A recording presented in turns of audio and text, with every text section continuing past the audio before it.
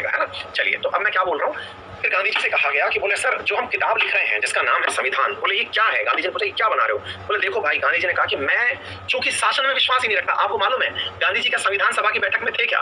बताइए, क्या आपको मालूम है कि संविधान सभा की बैठक में गांधी जी थे क्या? नहीं थे। गांधी जी तो जिंदा थे ना भाई, तब तक वो तो बैठक में नहीं थे। बोले मैं विश्वास ही नहीं करता। गांधी जी को समझा रहे थे लोग कि सर चल चलो चलो चलो चलो। बोले ना, मैं तो क्या है कि दंगे हो रखे हैं, जहाँ हिंदू मुसलमानों की दिक्कत दंगे हो रखे हैं, मैं वहां जाऊंगा, वहां लोगों में प्यार की बातें समझाऊंगा कि भैया लड़ना झगड़ना नहीं है। मैं कह रहा हूँ ना, जिसने जिस दिन गांधी जी समझ लिए, मैं तो अभी 1% भी गांधी जी को नहीं समझ पाया हूँ। मैं ये दावा कर सकता हूँ आने वाली एक जनरेशन ऐसी होगी जिसको कि ये लगने लगेगा कि वो किसी ना किसी ईश्वर के अवतार थे। मतलब इतना अल्टीमेट विचार रखने वाला व्यक्ति इस धरती पर हुआ था, उसको अभी मैं 1% भी नहीं समझ पाया हूँ शायद, ठीक है। लेकिन जो उनको समझेगा ना, वो उनको फिर अपना गुरु मान लेगा। मैं गांधीवादी नहीं हूँ, मतलब ये मत समझना कि मैं गांधीवादी हूँ। मैं गांधी जी के विचारों से समर्थन रखता हूँ कि वो बहुत ही चीजें सटीक तरीके से सोचते थे। ऐसी तरीके में उन्होंने कहा कि सुनो भाई, मैं जा रहा हूँ लोगों के बीच में, उनको समझा रहा हूँ कि, और अनशन पे चले गए थे वो। एक बार ऐसा हुआ कि जब देश के अंदर बंटवारा चल रहा था, तब वो वहां पहुंच गए थे। एक मूवी है, बहुत अच्छी मूवी है, जिसमें कि उसको ऑस्कर प्राइज भी मिला है बनाने वाले को, उसका नाम पूछा भी जाता है आप लोगों की परीक्षाओं में, नाम भूल गया मैं। गांधी तो मूवी है, उस एक्टर का नाम बताइए, एक्टर का, है ना, जिसको नाम बताओ यार, नाम मिस कर रहा हूँ। ताशकंद फाइल नहीं, गांधी की बात कर रहा हूँ बेटा, श्याम बेनेगल नहीं, एक्टर जो कि बिल्कुल वो बना है, ब्रिटिश एक्टर है, नाम भूल गया मैं भाई, है ना, किंग्सले, हाँ किंग्सले करके है, हाँ किंग्सले, बिल्कुल सही है, किंग्सले, है ना। तो वो बिल्कुल देखना आप उस मूवी को, यूट्यूब पर फ्री ऑफ कॉस्ट पड़ी है। आज एक काम करना कि समय निकाल के, जब बहुत गुस्सा आए, एटलीस्ट उस गांधी को देख लेना, है ना। मूवी नाम से गांधी नाम से ही है वो, है ना। तो अब क्या हुआ, तो आगे सुनिए। तो गांधी जी क्या है कि वो अनशन में चले गए, और अनशन में भूख हड़ताल इस बात की कर दी है कि मैं मर जाऊंगा। तुम चाहते हो कि मैं मर जाऊं? मतलब मैं आमरण अनशन करके बैठ गया, तुम अगर दंगे नहीं रोकोगे, कासम बाजार वहां चले गए थे, बंगाल की तरफ चले गए थे, तुम दंगे नहीं रोकोगे तो मैं जा रहा हूं, मैं मर जाऊंगा लोग, है ना। और मतलब कहते हैं कि तुमको अगर काटना है, मेरा खून काट के देख लो, मेरा हाथ काट के देख लो ना, तुम्हारे खून में और मेरे खून में अगर अंतर है, हिंदू और मुसलमानों के खून में अंतर है, तो बताओ ना मुझे क्या अंतर है। हम दोनों लड़ क्यों रहे हैं? तुम लोग दंगा क्यों शांत नहीं कर रहे हो? और फिर आप पूछेंगे कि लोगों ने, फिर सर उनके अनशन से लोगों को क्या फर्क पड़ रहा था? उनके अनशन से लोगों को, देखिए गांधी जी का जो अहिंसा शस्त्र था ना, मैं जब भी गांधी जी की चर्चाएं आती है, मैं बहुत ज्यादा वोकल हो जाता हूँ, मैं बहुत सारी बातें बोलने लग जाता हूँ, और मैं माफ करना, मैं बोलता ही हूँ भाई, है ना, सुन लेना भाई। बात ये है कि मतलब कंट्रोल होती नहीं है उनके बारे में जब बातें आती है, कि वो कहते थे कि मैं अनशन इसलिए कर रहा हूँ क्योंकि ये अहिंसा का मार्ग है। फिर लोग आप में से जो नौजवान है, आज की जो पीढ़ी है, वो समझती अरे सर क्या ही फर्क पड़ रहा था, मर जाते थे, अनशन से क्या फर्क पड़ता है, वो तो मर जाते ना, क्या दिक्कत हो जाती। मैंने कहा भाई दिक्कत नहीं समझे आप, गांधी जी की अहिंसा अलग अहिंसा थी। ये हमने आपको मल्टीपल टाइम समझाया, और मुझे विश्वास है कि अंकित परिवार का हर सदस्य उस अहिंसा को जानता है। मैंने अक्सर उनकी बातों को एक ही प्रकार से पिरोया है, एक कविता के माध्यम से, कि क्षमा शोभती उस भुजंग को जिसके पास गरल हो, उसका क्या जो दंतहीन विषहीन और सरल हो। गांधी जी कहते थे कि देखो भाई, मेरी जो अहिंसा है ना, वो इसलिए है क्योंकि मैं समर्थ हूं हिंसा करने में।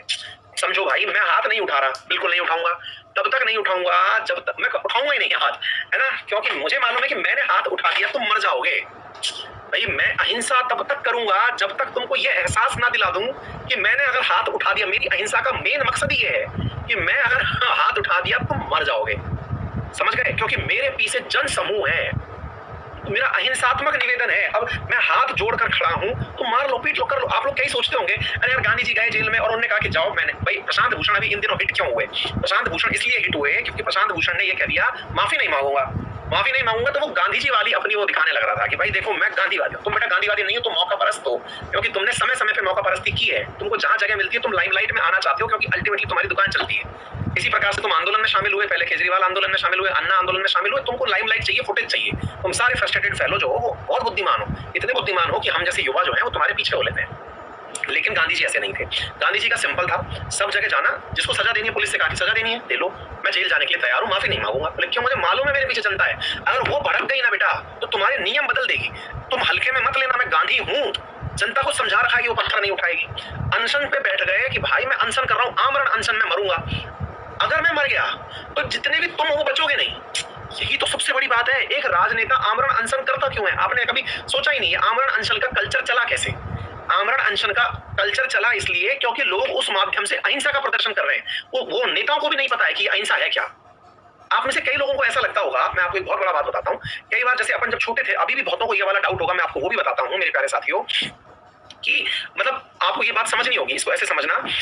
अगर मान लो भारत में विपक्ष है, आपको लगता होगा ना कि यार एक काम क्यों नहीं करते, विपक्षी लोगों को मोदी से इतनी नफरत है तो इतने सारे आतंकवादी शार्प शूटर, ये तो गोली चला देंगे कभी भी। ऐसे ही मोदी को राहुल से इतनी नफरत है तो राहुल को मरवा देगा, है ऐसे ही डोनाल्ड ट्रंप को चाइना के शी जिनपिंग से इतनी नफरत है तो उसको मरवा काहे नहीं देता? मरवा इसलिए नहीं देता क्योंकि वो नेता है। नेता इसलिए हर आदमी बनना चाहता है क्योंकि वो जनता की पसंद है। अगर वो नेता बन के मर गया तो इतना बड़ा तांडव होगा कि अरबों रुपए की संपत्ति का नुकसान हो जाएगा। अरबों रुपए की संपत्ति का नुकसान कोई भी बर्दाश्त नहीं कर सकता। ऐसी स्थिति में नेताओं को कभी टारगेट नहीं किया जाता। आपने देखा होगा मल्टीपल टाइम, कोई भी ऐतिहासिक नेता उसको अगर असैसिनेट किया गया, इंदिरा गांधी जी का जब असैसिनेशन हुआ था तो सिख दंगे हुए थे, भयंकर सिख दंगे हुए, भयंकर राइट्स हुए थे, याद होना चाहिए। मतलब इसी प्रकार से भारत का भयंकर गुस्सा फूटा था जब राजीव गांधी जी का मतलब असैसिनेशन हुआ था। मतलब ये चीजें हैं जो आपको समझ में आनी चाहिए। इसलिए नेताओं को असैसिनेट करने से पहले लोग मतलब किसी भी प्रकार से डरते हैं, ठीक है। अच्छा, इसी प्रकार से गांधी जी ने कहा कि भाई मैं दंगा रुकवाने आया हूं, मान जाओ लोग। अब इसका जो दूसरा अक्षर था वो क्या था? गांधी जी जो थे वो संविधान सभा में इसलिए नहीं जाना चाहते थे क्योंकि तुम शासन की बात करोगे, मैं शासन में बिलीव करता ही नहीं हूं, क्योंकि जो ईश्वर की आत्मा है ना वो तो गांवों में बसती है, गांव में बसती है, गांव के अंदर बसती है। आप लोग आज जिस समय देश आजाद हो रहा था तब 90% से ज्यादा लोग गांव में रहते थे। तुम लोग बोले बूट सूट के लोग हो, कभी गांव गए नहीं, तुमको मालूम क्या है गांव की परेशानी क्या है? बोले नहीं। तुमको क्या मालूम कि हरिजन की समस्या क्या है? तुमको कुछ मालूम ही नहीं है, तुम्हारे साथ मैं नहीं रहूंगा। ओके, कोई बात नहीं। लेकिन साहब क्योंकि भाई नेहरू जी जो थे वो इस मामले में बड़े इंटेलिजेंट आदमी थे। नेहरू जी, हो सकता है कि बहुत सारे विचारों पर वैचारिक मतभेद हों आपके, मुझे नेहरू जी इसलिए बड़े अच्छे लगते थे कि वो व्यक्ति थे जो गांधी जी को समझते थे। मतलब एक बात होती है ना, गांधी जी को समझने वाला व्यक्ति कौन? जिसने पूरी तरह से गांधी जी को पढ़ा हुआ था कि भाई गांधी जी के जो विचार है वो किस प्रकार से, क्योंकि असल में इनके ट्रम्प कार्ड बन चुके थे। कौन? गांधी जी ट्रम्प कार्ड बन चुके थे नेहरू जी के लिए।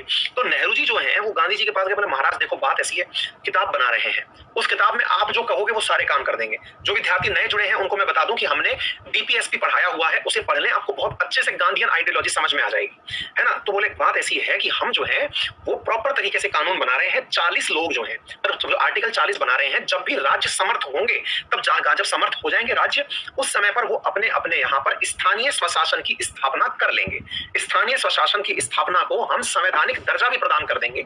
जैसे ही ये हमारे देश के अंदर सामर्थ्य विकसित हो जाएगी कि लोगों के हाथ में शासन होना चाहिए, तो गांधीयन आर्टिकल नंबर 40 जो है वो इसीलिए बनाया गया, लोकल सेल्फ गवर्नमेंट उसको नाम दिया गया। और ये कहा गया कि भाई साहब गांधी जी को ये प्रॉमिस किया गया है, क्या कहें कि साहब यहां पर हम लोग एक ऐसे शासन की व्यवस्था करेंगे जिसमें लोगों के हाथ में शासन होगा। तो एक प्रकार से भारत में 3 त्रिस्तरीय शासन व्यवस्था की शुरुआत गांधी जी की वजह से हुई, जिसको हम लोकल सेल्फ गवर्नमेंट कहते हैं। एक स्तर पर केंद्र सरकार, एक पर राज्य सरकार और अब तीसरे स्तर पर लोकल सेल्फ गवर्नमेंट है।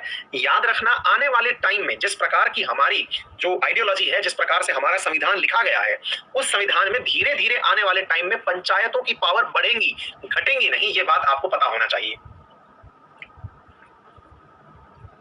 लोगों में जब अवेयरनेस आएगी, लोगों के अंदर जब अवेयरनेस आएगी पंचायतों के बारे में कि पंचायतें किस प्रकार से कार्य कर रही हैं, पंचायतों में जो कार्य होंगे, लोग अपने अधिकार की बात समझने लगेंगे, लोगों को लगने लगेगा कि शासन की नब्ज तो हमारे हाथ में है। आपको मालूम होना चाहिए, अगर आपका पॉलिटिक्स में इंटरेस्ट है तो जो विधायक होता है उसके सबसे ज्यादा जो डर बैठा रहता है विधायक के दिमाग में, वो सरपंच और प्रधान का होता है। मालूम हुआ आपके क्षेत्रों में विधायक जो सबसे पहले किसी की सिफारिश मानता है तो सरपंच की और प्रधान की मानता है कि भाई साहब सरपंच जी ने कह दिया बात मान लो, अदरवाइज ये हमको वोट नहीं दिलवाएंगे अपने गांव का, है ना। एग्जैक्टली मेरे प्यारे साथियों, सरपंच को ग्राम सभा का डर होता है कि गांव ने क्या कहा। तो उनको जैसे जैसे ये बात पता चल रही है सरपंच को, प्रधान को, कि बेटा पावर असली हमारे हाथ में है, हम सत्ता तो कब बदल देंगे ये नहीं पता चलेगा, ठीक है ना। मैं आपको बता सकता हूँ, हालांकि ज्यादा मतलब वो हो जाएगी, मतलब हमारे घर में भी इस प्रकार की चीजें रही हैं। मेरे बाबा लोग जो है वो प्रधान रहे हुए हैं, सरपंच रहे हुए हैं, तो हमें मालूम है कि मतलब उस समय एक बहुत ग्लैमर था, आज भी है, लेकिन ये बात आपको समझनी होगी जो आपके सामने मैंने आपको बताई है। चलिए, तो स्थानीय स्वशासन 2 भाग हैं इसके, एक है रूरल सेल्फ गवर्नमेंट, एक है अर्बन सेल्फ गवर्नमेंट। अब इसका क्या मतलब हुआ? बोले गांधी जी ने क्या गांव ही गांवों के बारे में बात करी क्या? मतलब अराजकतावादी होने के नाम पर वो गांवों को शासन देना चाहते थे, संवैधानिक आधार की बात करी थी, लेकिन क्या वो केवल गांवों के बारे में बात करते थे? क्या नहीं, गांव और शहर दोनों के बारे में, क्योंकि अल्टीमेटली जनता जहां रहती है उसके हाथ में, ठीक है ना। अच्छा, अब